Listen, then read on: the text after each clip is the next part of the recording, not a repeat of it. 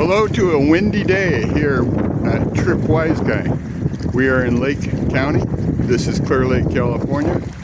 And today is a good day not to be out on the water because Clearlake, right off the shores here, you have some swells, 18 inches to 24 inches, 2-foot swells. You go out there into the center of that Clearlake and probably find quite a bit more in the range of 3 to 4 foot swells.